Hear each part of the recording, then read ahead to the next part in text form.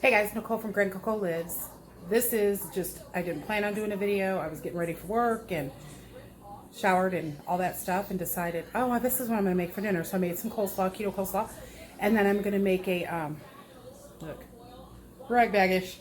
I'm going to make a impromptu, never done before, Cubano sandwich for dinner for me. We have leftover steak, so I'm going to make a Philly cheesesteak on bread for my husband and the kids. But for me, I'm going to try this Cubano. I love Cubanos. So this is what I have so far. I do not have all the ingredients laid out for y'all, so I'm going to kind of show you in a different order than I normally do. So look, this is what I have right now. I've got some thin cut pork that I had took out. They're really, really thin cut, small pork. So I'm going to just season this with salt and pepper and cook it in the oven. Won't take long, maybe 15 minutes. I've got it at 375. So let me cook this real quick and then I'll show you what we're gonna do. Okay, so the pork is almost done and I have, let's see if you can see. There you go. 2 ounces of cream cheese softened in a bowl.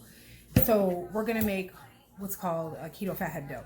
So a lot of people, most people that I know, make the fathead dough. You use cream cheese, an egg, some shredded mozzarella, some almond flour, and some seasonings, and you make it that way. I make it without almond flour to lower the carbs. So I literally use just cheese and eggs and some seasonings. So you season it however you want to. So we're trying to make a Cubano, so it's not going to be too crazy as far as seasoning wise. So this is what you're going to need for the fathead dough the way I make it. So remember, this isn't the legit way to make it, but it comes out perfect, I think. So this is what you're going to need. So you're going to take your softened cream cheese, which is 2 ounces. This is for 4 servings. So 2 ounces. And then I'm going to use a 3/4 of a cup of shredded cheese. I'm eyeballing it. And that is it. And you're going to put it in the microwave for 30-second intervals. So put it in for 30 seconds, stir it. Put it in for 30 more seconds and stir it until it's melted but not like bubbling. Okay, so I'll tell you how long this took, but it's 2 ounces of cream cheese, 3/4 of a cup of sugar, 3/4 of a cup of shredded cheese. Okay, 30 seconds is all it took, and it's melted. See it? And now I'm gonna add 1/8 of a cup, again, I'm eyeballing it, 1/8 of a cup of parm.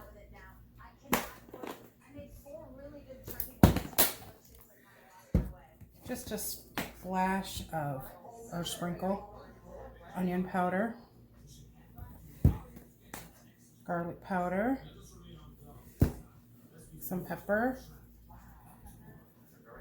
and smoked paprika. You can use cayenne, whatever. This is just to give it the smokiness. Okay. Okay, let's get that all stirred in. And it's already looking like a dough.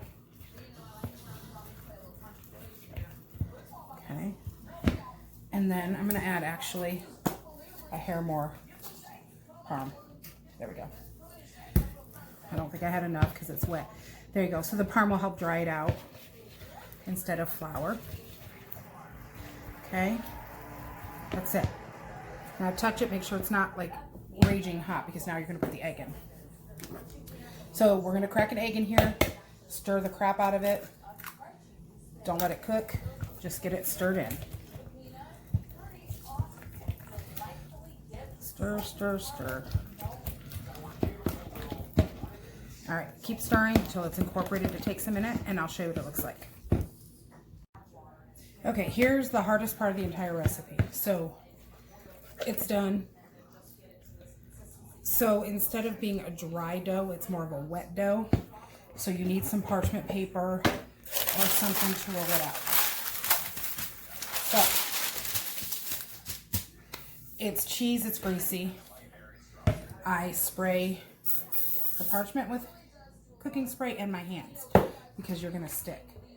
So,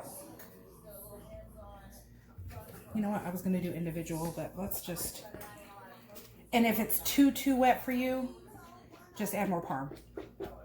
I started with 1/8 cup, I probably ended up with like a 1/2 cup, but okay, so got it all in there.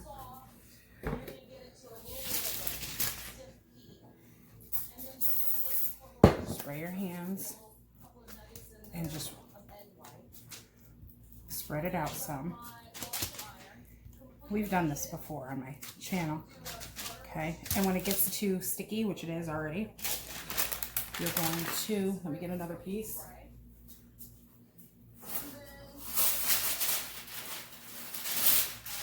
Okay, you could fold it in half, but I have too much, so spray it. There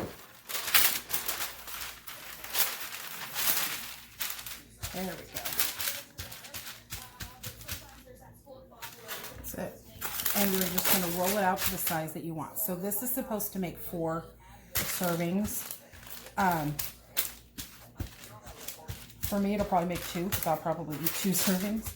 But you get the gist. So roll it out.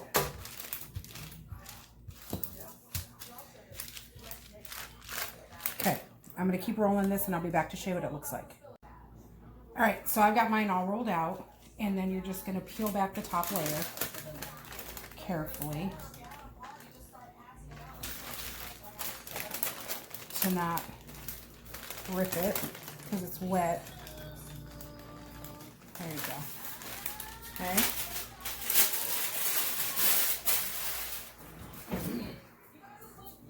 So even though it looks wet, it's very workable. Let's say that. So what we're going to do before we top it is we're going to par bake it. So that's how I get it to stay workable. So I'm just going to throw it on a pan.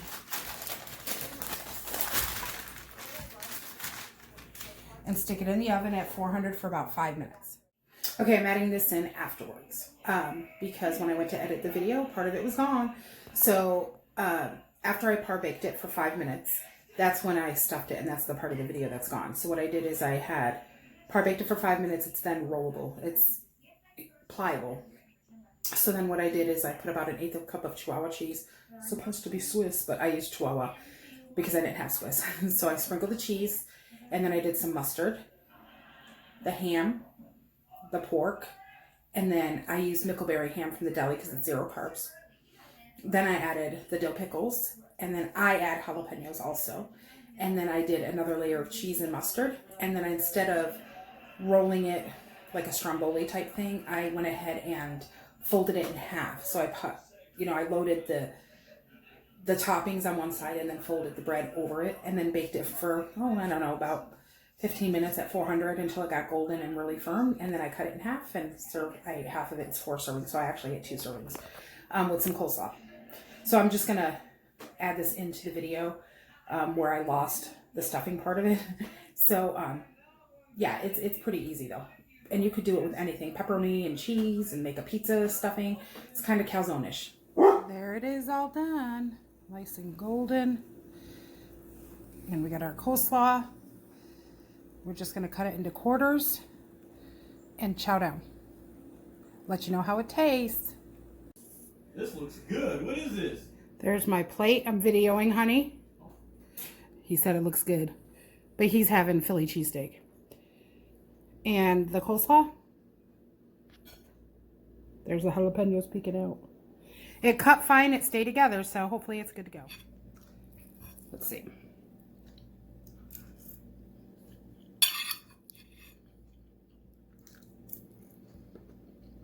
It's got Philly cheese, Cubano vibe. Because there's no flour in the fathead, it's thinner. So you could add flour to make it thinner, thicker. I might next time make it with a little more cheese. But it tastes delicious, perfect, and I'm excited. Enjoy.